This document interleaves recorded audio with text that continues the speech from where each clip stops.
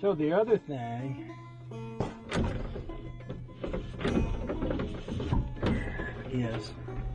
would be if I could find a little vent window handle and get it to go back on there. Let's see if it's in here somewhere. I'm hoping I dropped it in there. Well, looky there. I believe I did. Let's move some of these sharp objects off the seat. I can twist and turn my body into place here. I think it's right in here. I'm not smart enough to do things right. And that takes a little pin to go through that hole. And the way that works is this goes on here. And like this. Actually kind of like that. And that little pin, see that little track, that little groove? That little groove right there, that pin goes through this. Once it does, it locks that onto that, and that just spins. So I need to find me a little piece of baling wire. Speaking of baling wire, every time I mention baling wire now for the rest of my life, I'm gonna think about my son, who just about poked an eyeball out with baling wire. So, just this little public service announcement: if you're gonna mess around with baling wire, be careful and wear your safety glasses. Okay, that message has been brought to you by Joshua Peak, known as the famous Joshua Peak in the Stuff I Said podcast and YouTube videos. Now here is a piece of baling wire. That's here. Let's snip a little tiny bit. Just a little tiny bit off. Maybe that piece of baling wire will fit in this little tiny hole. See this little tiny hole right there? Maybe that'll fit in that. Yep, it does.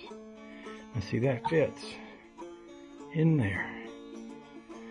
I don't know if I need to take a longer piece so I have something to bend. I don't know if I need to bend a piece. Well, let's go try it. Let's go try it and see. Come on, y'all come with me. It'll depend on how snugly this goes in there. Snuggly. It sounds like, wasn't there a dog named Snuggly in a cartoon somewhere? A little laughing dog that used to laugh all the time. Wasn't his name Snuggly? I don't know. Anyway, that's beside the point. It's not at all anything we need to think about today. Yeah, see, that goes in there, but it's not real tight. So, in order to make that stay, I need to bend it a little, which could be okay, except it might hurt your finger. I really need a piece of wire that's a little bigger. Let me see if I got anything like that. Maybe a piece of electrical wire innards would do. Well, once again, my Rusty Acres bias is coming into good use. So I was thinking this piece of wire maybe is bigger than that piece of baling wire. And if I can straighten a piece of this out enough to see if it will work on that handle, and we can, if need be, possibly cut a piece of this off.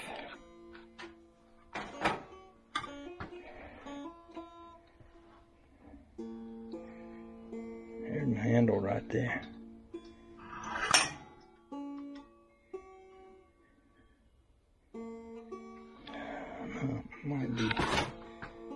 That might be too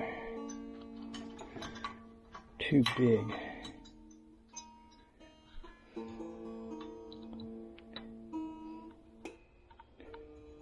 Boy, it's almost big enough. See, I don't want to crack this pot metal stuff that this is made out of. I guess that's pot metal. Let's go see if we can find a piece of wire. Sometimes the inside copper wire piece will go in something like that. I think I got some in here. I think I was looking at some in here the other day if I didn't throw it away. Usually that's what happens. As soon as you throw it away, that's when you wish you still had it. Where was that? I guess I'll cut y'all off while I search.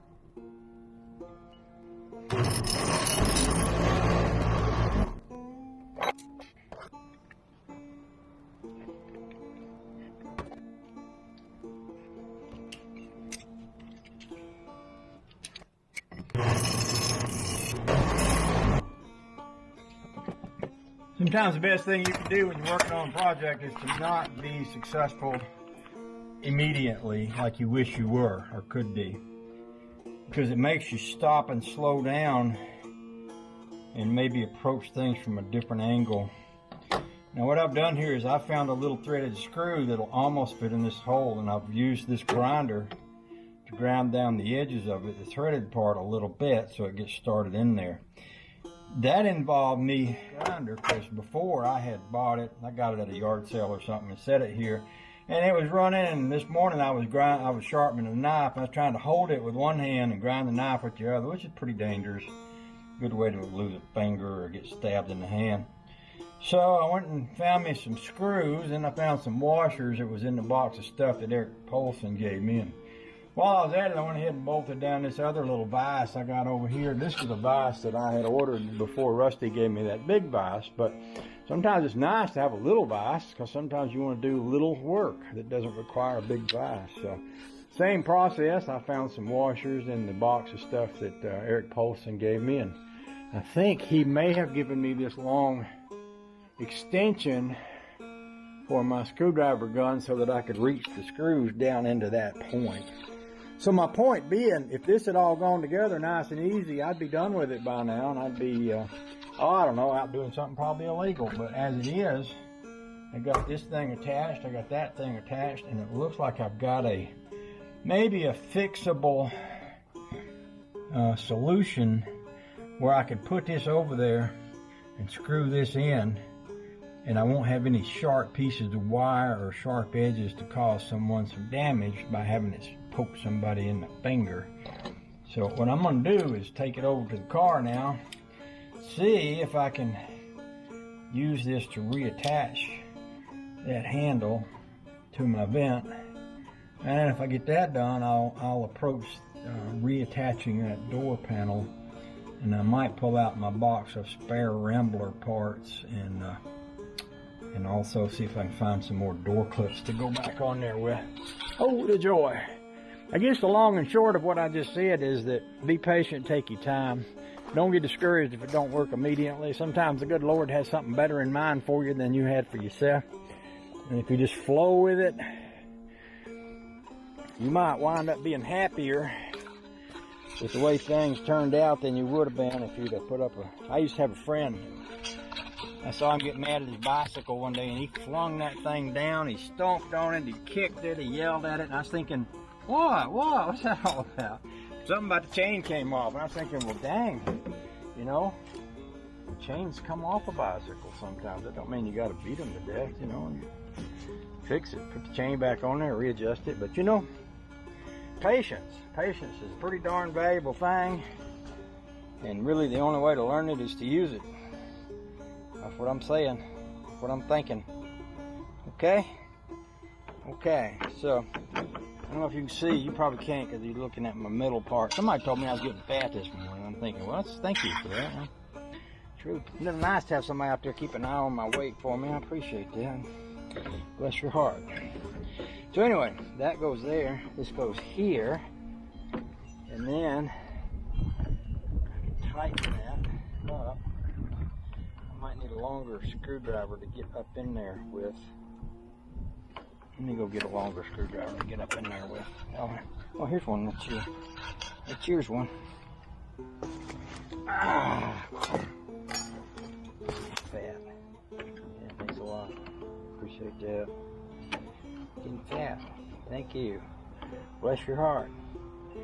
Bless your heart. Thank you. I'm glad you told me I'm getting fat. This is what I needed to hear this morning. Bless your heart.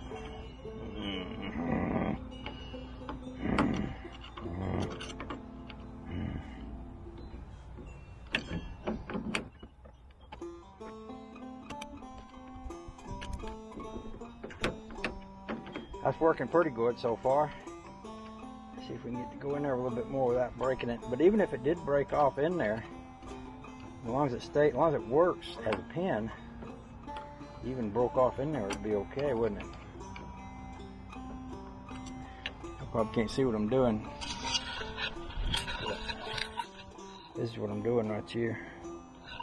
Where'd my screen go? There it is. That's what I'm doing. That's what we're doing. Yes, sirree, Bob. Time for me to sit down. Man, I'm fat. I'm so fat I can't hold my body weight up with my legs very long without getting tired. So that happens when you get fat. Dang, I say. We can't all be young and slim and trim like Waylon Wire or Mr. Heavy Chevy. Or Mrs. Heavy Chevy, for that matter. She's young and slim and trim, and pretty, attractive, nice. Yeah, a better mechanic than me too. I bet you. Wouldn't be surprised a bit. Wouldn't be surprised a bit.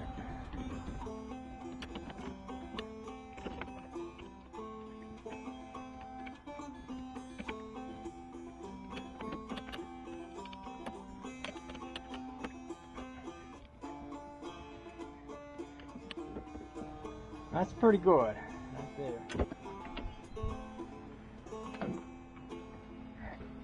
Alright. I think I'm going to call that good enough before I make it worse.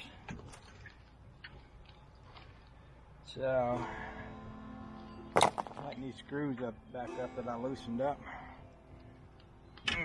And then we'll put the door panel back on, I think.